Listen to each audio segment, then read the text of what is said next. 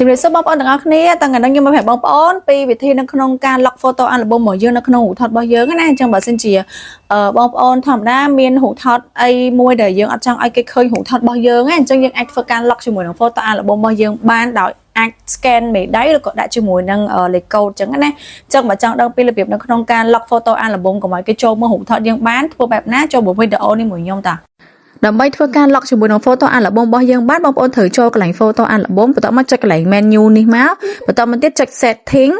បន្តមកទៀតបងប្អូន scroll ចុចខាងក្រោមយកពាក្យ about gallery បន្ទាប់មកមកដល់កន្លែងនេះបងប្អូនធ្វើការចុចនៅលើកន្លែង version នេះចុចឲ្យជាប់រហូតដល់វាចេញកន្លែងនេះ gallery wrap is enable នេះឃើញនៅខាងក្រោមហ្នឹងណាបន្ទាប់មកចុចសញ្ញាព្រួញចេញមកវិញបងប្អូននឹងឃើញពាក្យ gallery wrap lab នៅខាងក្រោមនេះហើយ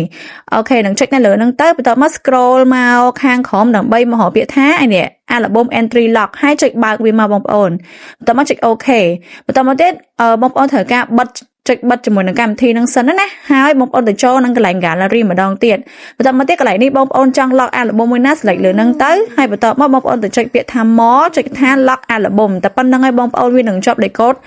នៅក្នុង album ហ្នឹងហើយអរគុណជំរាបលាបងប្អូនទាំងអស់គ្នាបាយបាយ